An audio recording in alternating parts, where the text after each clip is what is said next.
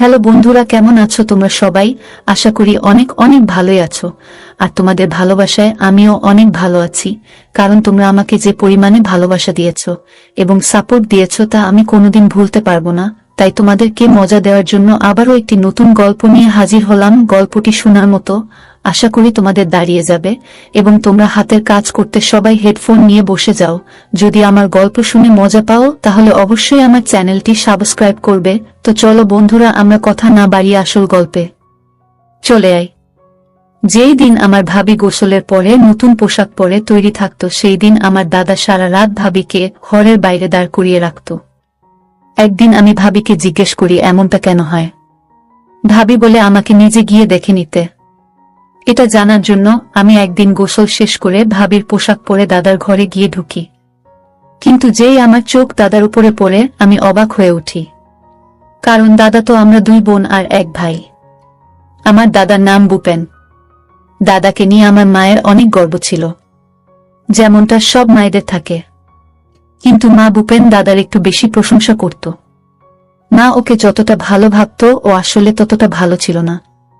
যখন সে রেগে যেত তখন মায়ের সামনেও অনেক কথা বলতো। আমাকে পড়াশোনা করতে বারণ করে দিয়েছিল, কিন্তু মা বলে মাধ্যমিকের পর আমি বাড়িতে বসে থাকলে লোকে অনেক কথা বলবে। গ্রামের লোকেরা দাদাকে সম্মান করত আর ভয়ও পেত। একবার কিছু গ্রামের ছেলে একটা মেয়ের সাথে অসভ্যতা করেছিল। তখন দাদা সেই ছেলেগুলোকে অনেক মার দিয়েছিল। তারপর থেকে দাদা গ্রামে একজন সম্মানীয় ব্যক্তি হয়ে উঠেছিল। কিন্তু আস্তে আস্তে যখন দাদার প্রতিদিন বাড়িতে তার কিছু খারাপ অভ্যাস তৈরি হয়, সে গোলডিপ খেতে শুরু করে আর লাল পানি খেয়ে দেরি করে বাড়ি ফেরে। এছাড়াও দাদা আর কি কি খারাপ কাজ করত তা আমরা জানতাম না। তখন মায়ের মনে হলো দাদাকে একটা বিয়ে দিলে দাদা ঠিক হয়ে যাবে। বাড়িতে একটা বউ আসবে আর সে তাকে আর এইসব কাজ করতে দেবে না। তার দায়িত্ব বাড়বে আর সংসারে মন বসবে। কিন্তু মায়ের এই ভাবনাটা ভুল ছিল। যাকে বাড়ির বউ করে আনা হবে সে কোনো ডাক্তার নয় যে দাদাকে ঠিক করে ফেলবে। আর বিয়েটা কোনো চিকিৎসার পদ্ধতিও নয়। বিয়েটা একটা দায়িত্ব, আর সেটা সেই নিতে পারে যার এটা নেবার যোগ্যতা আছে। একদিন দাদার বিয়ে হয়ে যায় আর বাড়িতে নতুন বউ আসে। বিয়ের পরে পরে দাদার মধ্যে একটু হলেও পরিবর্তন দেখা যায়। কিন্তু তারপরে একটা অদ্ভুত ঘটনা ঘটতে শুরু করে, যেটা আমাকে অনেক ভাবায়। এমনিতে ভাবি আমাদের সাথে অনেক কম কথা বলতো, সবসময় অনেক উদাস থাকত। মা বলতো যে এটাই ভালো, বেশি কথা বলা মেয়ে আমার পছন্দ নয়। কিন্তু ভাবি শুধু কম কথাই বলতো না, সে কেমন একটা ভয় ভয় থাকত। আমি মাকে বলি যে ভাবির হয়তো এই বাড়িতে কোনো অসুবিধে হচ্ছে। দাদা কি ভাবির সাথে অনেক ঝগড়া করে? মা বলে, এমনটা একেবারেই নয়। এই পরিবারের ছেলেরা তাদের বউদের অনেক সম্মান করে আর ভালোবাসে। তোর দাদা একসময় বিয়ের জন্য পাগল ছিল। তার যখন 11 বছর বয়স ছিল তখন থেকে সে বলতো আমাকে বিয়ে দিয়ে দাও। কিন্তু তারপরে সংসারের দায়িত্ব তার উপরে এসে পড়ে। তোর দাদা দেখতে একটা সুন্দর ছেলে ছিল। তোর ভাবির কপাল ভালো যে সে এমন একটা স্বামী পেয়েছে। সারা গ্রামে এত ভালো ছেলে খুঁজে পাওয়া যাবে না। মা তো দাদার প্রশংসা করতেই ব্যস্ত ছিল। কিন্তু আমি জানি ভাবির কিছু একটা অসুবিধা হচ্ছিল। একদিন আমি দেখি ভাবি দাদার ঘরের বাইরে দাঁড়িয়ে আছে। মনে হচ্ছিল যেন তাকে ঘর থেকে বার করে দেওয়া হয়েছে, যেমনটা স্কুলের ছাত্রদের শাস্তি দেওয়ার জন্য ক্লাসের বাইরে দাঁড় করিয়ে রাখা হয়। তখন রাতের বেলা ছিল। এই সময় তো ভাবির ঘরের ভিতরে থাকার কথা। সে মাথা নিচু করে দাঁড়িয়েছিল। আমাকে দেখে সে নিজের চোখের পানি মুছে। আজ তো ভাবি নতুন পোশাক পরেছিল, সে গোসল শেষ করে তৈরি ছিল। আমি বললাম, ভাবি আজ তোমাকে অনেক সুন্দর দেখাচ্ছে। ভাবির লম্বা চুল ছিল। তার নাম ছিল অর্পিতা। আমি তাকে জিজ্ঞেস করি, তুমি বাইরে কেন দাঁড়িয়ে আছো? আর তুমি কাঁদছো কেন? সে বলে, না না, আমি কাঁদছি না। আমার চোখে কি একটা যেন পড়ল, কিন্তু আমি বুঝতে পারছিলাম যে ভাবি কাঁদছিল। আমি আবার জিজ্ঞেস করলাম, তুমি বাইরে কেন দাঁড়িয়ে আছো? সে বলে, এমনি দাঁড়িয়ে আছি। আমি বুঝতে পারলাম যে ভাবি আমাকে কিছু বলতে চায় না। তাই আমি রান্নাঘরে চলে গেলাম নিজের জন্য খাবার বানাতে। রান্নাঘর থেকে দাদার ঘরের দরজাটা পরিষ্কার দেখা যেত। আমি দেখি ভাবি এখনো সেখানেই দাঁড়িয়ে আছে।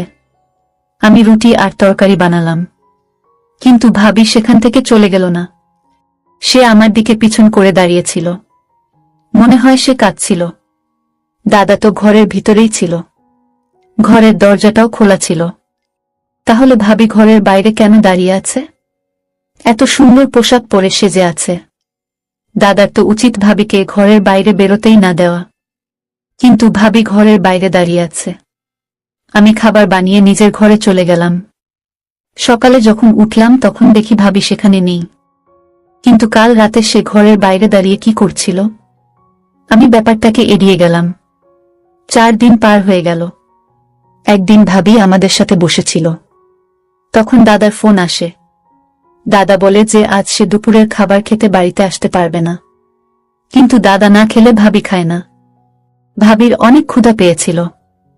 আমি বললাম, ভাবি দাদা তো আজ খেতে আসবে না, তুমি বরং আমাদের সাথে বসে খেয়ে নাও।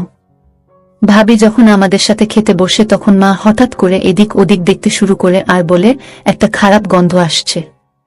তুই কি কোনো ঘর পরিষ্কার করতে ভুলে গেছিস? আমি বলি, আমি তো সব ঘর পরিষ্কার করেছি। জানি না এই খারাপ গন্ধটা কোথা থেকে আসছে। ভাবি মাথা নিচু করে বসেছিল। সে তাড়াতাড়ি খেয়ে ওখান থেকে উঠে যায়। কিন্তু যেই ভাবি ওখান থেকে চলে গেল সেই খারাপ গন্ধটাও চলে গেল। মা বলে এই খারাপ গন্ধটা ওর শরীর থেকে আসছিল। কিন্তু ও তো এরকম নয়। তাহলে এরকম খারাপ ময়লা হয় কেন ঘুরে বেড়াচ্ছে? ও কি গোসল করে না? আমি মাকে থামিয়ে বলি, ছাড়ো না মা, আজ হয়তো ভাবির গোসল করতে ইচ্ছে করছে না। মা বলে, কেন, এটা কি ফেব্রুয়ারি মাস নাকি যে ঠান্ডায় গোসল করতে ইচ্ছে করবে না? এটা জুলাই মাস। তাছাড়া বিবাহিত মেয়েদের সব সময় গোসল করে পরিষ্কার হয়ে থাকা উচিত। এরকম খারাপ হয়ে থাকলে ছেলেরা সেটা পছন্দ করে না। আর আমি তোকেও বলে রাখছি, তোর যখন বিয়ে হবে তখন রোজ ভালো করে গোসল করে পরিষ্কার হয়ে থাকবি। না হলে তোর স্বামী তোর দিকে ফিরেও তাকাবে না। তোর ভাবিরও এটা বোঝা উচিত। আমি ওর সাথে কথা বলে আসছি। মা ওখান থেকে উঠে চলে গেল। আমি ভাবতে থাকি, কে জানে মা ভাবিকে কি বলবে। মায়ের কথায় তার খারাপ মনে হতে পারে। কিন্তু ভাবি তার পরের দিনও গোসল করল না। সে 6-7 দিন ধরে গোসল না করেই থেকে যায়। একদিন আমরা ভাবির হাতে একটা নতুন আংটি দেখতে পাই। তার বিয়ের সব জিনিসপত্র আমরাই কিনে দিয়েছিলাম। আর বিয়ে হওয়ার পর থেকে ও বাজারেও যায়নি। তাই আমি ভাবিকে জিজ্ঞেস করি, সে এই আংটিটা কোথা থেকে পেল? সে বলে, তোমার দাদা আমাকে আজ সকালে এটা দিয়েছে। ভাবি এই ব্যাপারে খুব একটা খুশি মনে হলো না। আমি বলি, সে তো অনেক ভালো কথা। দাদা আজকাল অনেক ভালো আছে দেখছি। সে বলে, হ্যাঁ এখন তো ভালো আছে, কিন্তু রাত অবধি সেটা ভালো থাকবে কিনা কে জানে। আমি জিজ্ঞেস করি, কেন, মন খারাপ কেন হবে? তুমি কি দাদার কোনো কথা শোনোনি? ভাবি বলে, না কিছু না। ভাবিকে অনেক চিন্তিত দেখায়। কিছুক্ষণ পরে সে গোসল করতে চলে যায়। ভাবির শরীর দিয়ে একটা খারাপ গন্ধ বেরোচ্ছিল। কিন্তু যখন সে গোসল করে বেরোয় তখন তাকে অনেক সুন্দর দেখায়।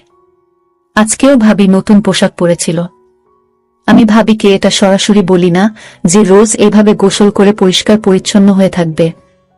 তার পরিবর্তে আমি ভাবির অনেক প্রশংসা করি, যাতে ভাবির মনে হয় যে সে রোজ গোসল করলে রোজ সে এমন প্রশংসা পাবে। কিন্তু দাদা যখন বাড়ি আসে তখন আবার আমি দেখি ভাবিকে ঘরের বাইরে দাঁড়িয়ে থাকতে। আজ সে অনেক আওয়াজ করে কাঁদছিল। আমি জিজ্ঞেস করি, ভাবি কি হয়েছে? সে আমাকে ইশারায় চুপ করতে বলে যাতে দাদা কিছু শুনতে না পায়। আমি আস্তে আস্তে জিজ্ঞেস করি, তোমার কি হয়েছে? আর তুমি ঘরের বাইরে কেন দাঁড়িয়ে আছো? ভাবি বলে, তুমি একদিন জানতে পারবে আমি কেন এখানে দাঁড়িয়ে আছি। এই বলে সে আরো কাঁদতে শুরু করে। আমি ভাবির হাত ধরে তাকে ওখান থেকে সরিয়ে নিয়ে একটু দূরে নিয়ে এসে জিজ্ঞেস করি, কি হয়েছে? আমাকে সব খুলে বলো। ভাবি বলে, তুমি জানো তোমার ভাবি আবার গোসল করা বন্ধ করে দেয়। আবার ওর শরীর থেকে একটা খারাপ গন্ধ বেরোতে থাকে। দাদা লাল পানি খায়। আমি বলি, হ্যাঁ আমি জানি, কিন্তু মা বলেছিল যে বিয়ের পরে দাদা এসব ছেড়ে দেবে। ভাবি বলে, কে বলেছে ও সব কিছু ছেড়ে দেবে?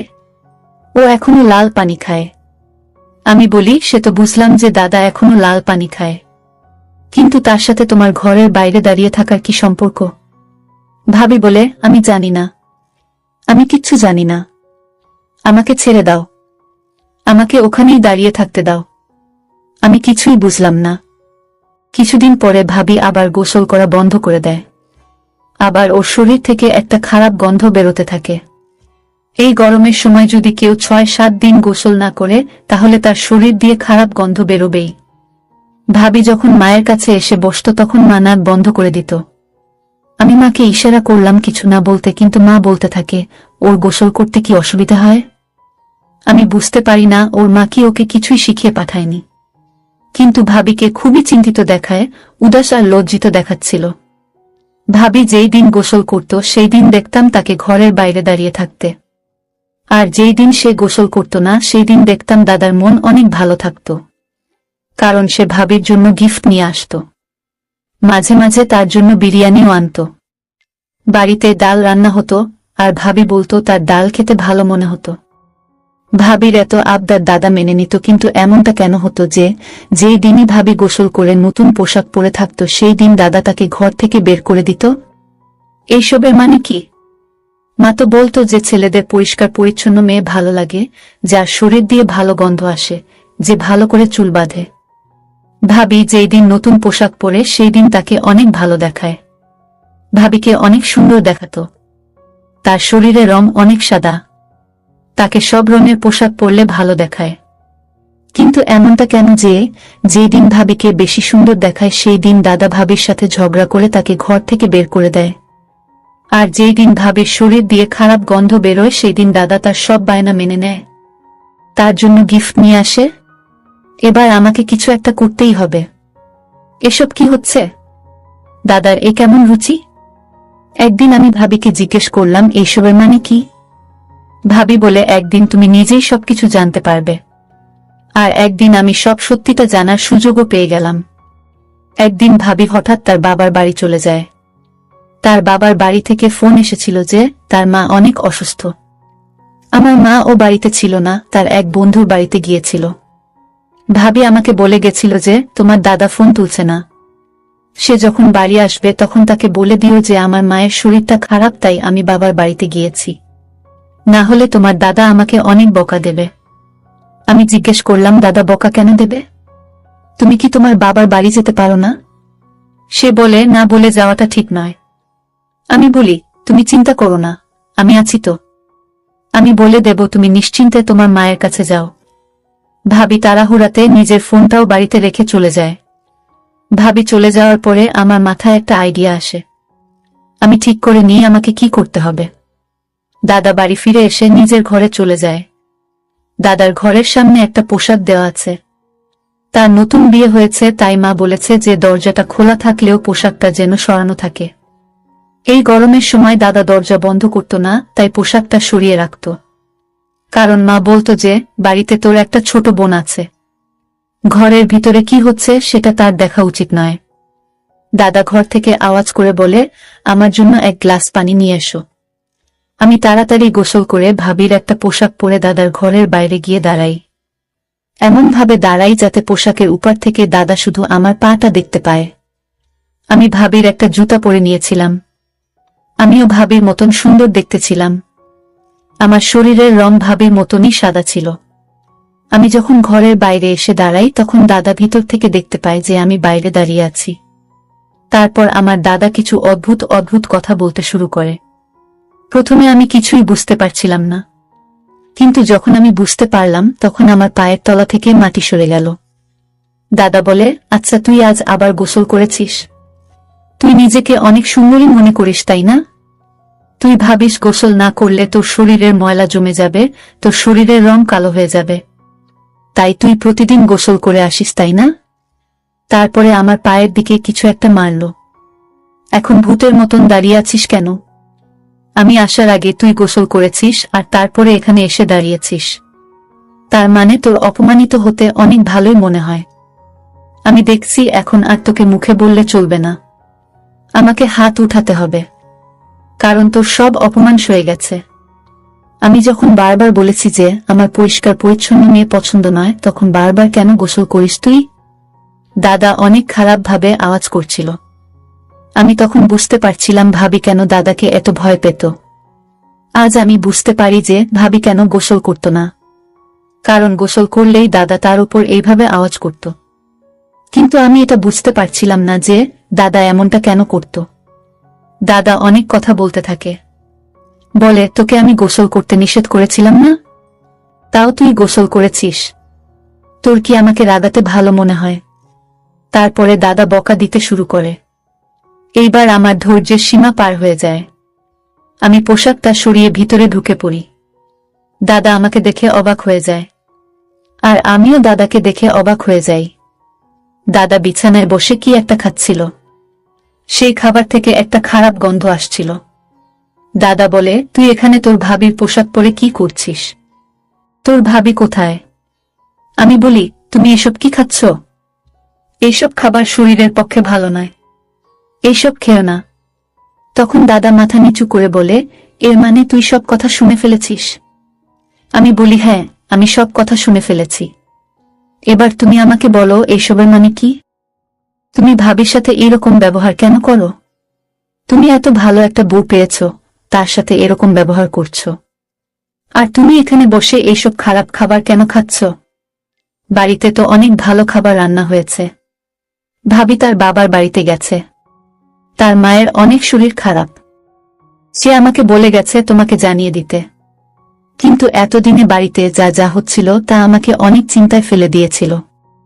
তাই আমি জানতে চেয়েছিলাম যে তুমি ভাবির উপর কেন রেগে যেতে।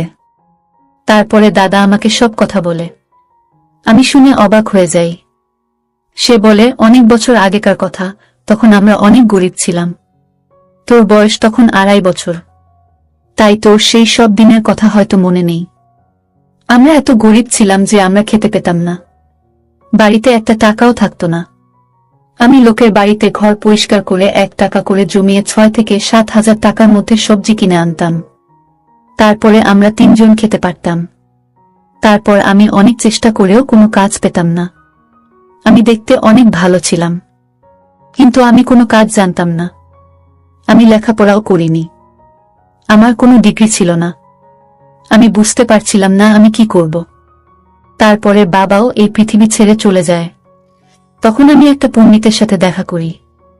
সে আমাকে বলে যে একটা উপায় আছে যেটা করলে আমার কোনোদিন টাকা পয়সার অভাব হবে না।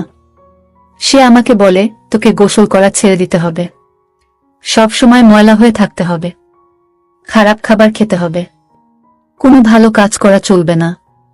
কাল যখন তোর বিয়ে হবে তখন তোর বউকে বলবি সে যেন ময়লা হয়ে থাকে। সে যদি গোসল করে তাহলে তোর সব টাকা পয়সা শেষ হয়ে যাবে।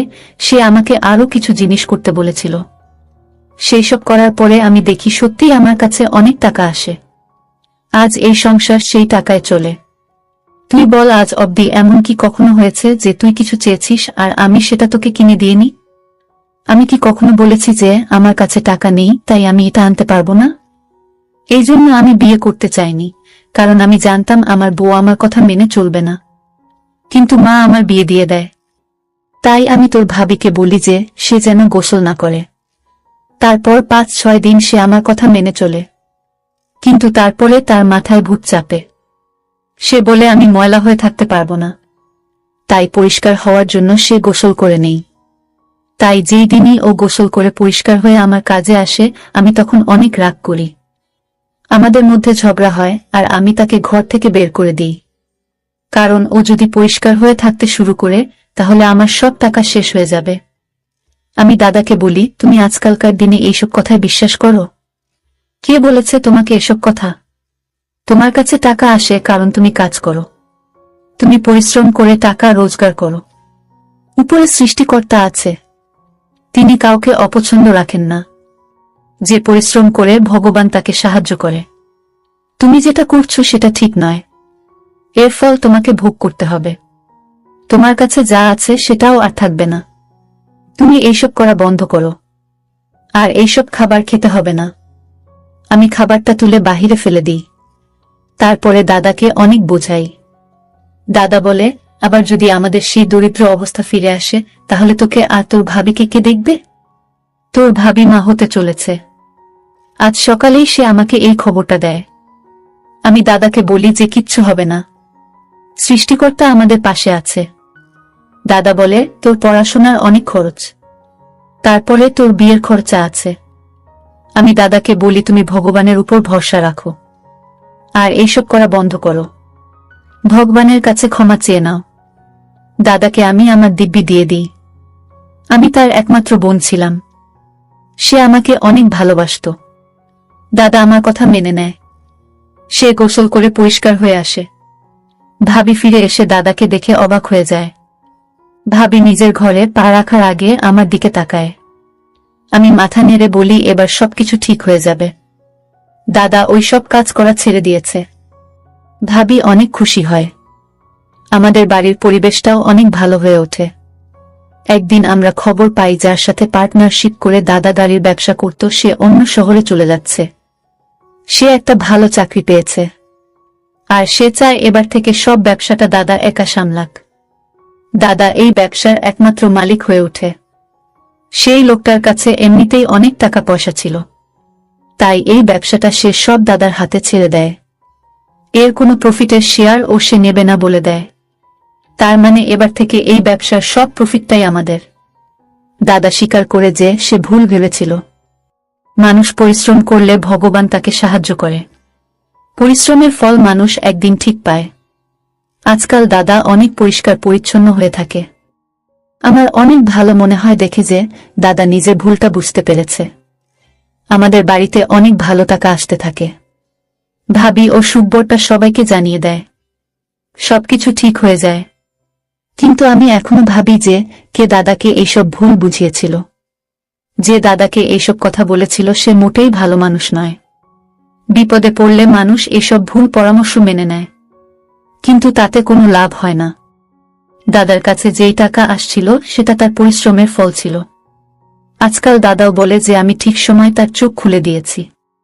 ভগবানের কৃপায় এখন আমাদের বাড়ির অবস্থা অনেক ভালো। কিন্তু আপনাদেরকে বলে রাখি যে আপনারা কখনো নিজের উপর থেকে আস্থা হারিয়ে ফেলবেন না, কারণ সৃষ্টিকর্তা ছাড়া কেউ আপনাকে কিছু দিতে পারবে না। বন্ধুরা, আজকের ভিডিওটা এখানেই শেষ করলাম। অনেক কষ্ট করে ভিডিওটি আপনাদের জন্য বানিয়েছি। যদি ভিডিওটি আপনাদের ভালো লেগে থাকে তাহলে একটা লাইক করবেন এবং চ্যানেলটি অবশ্যই সাবস্ক্রাইব করবেন। এই আশা ব্যক্ত রেখে আপনাদের কাছ থেকে বিদায় নিচ্ছি আমি। দেখা হবে আগামীকালের নতুন কোনো ভিডিওতে। সে পর্যন্ত সবাই ভালো থাকুন, সুস্থ থাকুন। ধন্যবাদ।